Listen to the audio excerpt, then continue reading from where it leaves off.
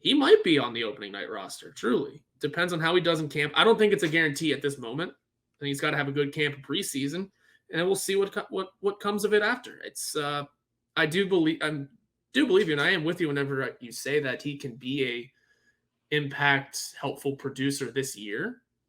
Um, he's just going to have to earn it. I mean, everyone obviously has to earn it, but there are some that need to earn it more than others. Here's my thing. The season ended in 2022-23, and when you were looking back on the season, obviously, you see, okay, Brock McGinn had a pretty good start to the season, had 10 goals before the Christmas break, and then really didn't do anything, was traded off for scraps. Barry Kapanen struggled, and the Pittsburgh Penguins probably shouldn't have brought him back. Danton Heinen struggled, and while it was a good deal at the time when they signed him, he struggled to live up to the even $1 million cap hit he had.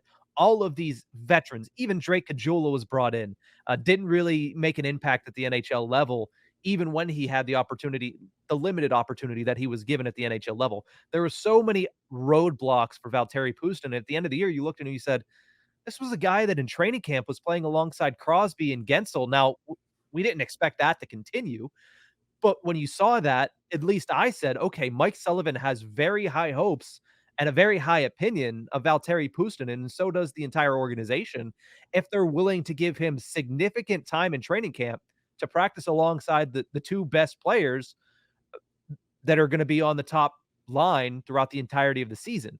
For him to not get a single call up, not only did he not play in a game, but he didn't get a single call up the entire season. And we talked a lot last season about the Pittsburgh Penguins were the healthiest for stretches that they had been in decades. That's fine. But there were times where they weren't healthy.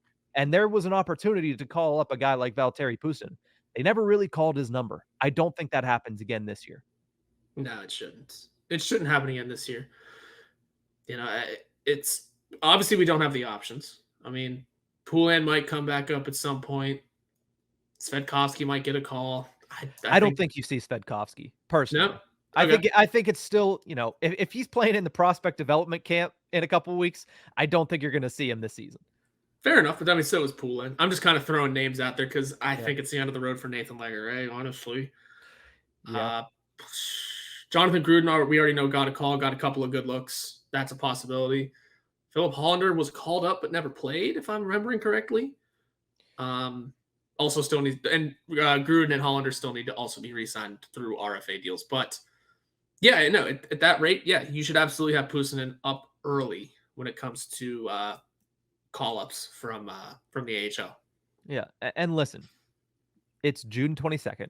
We Mm-hmm. are 6 days away from the NHL draft, where whether it's the first round pick or not, Kyle Dubas is probably going to make a move and a trade at the NHL draft. If not, a couple days after that is the opening of free agency on Saturday, July 1st.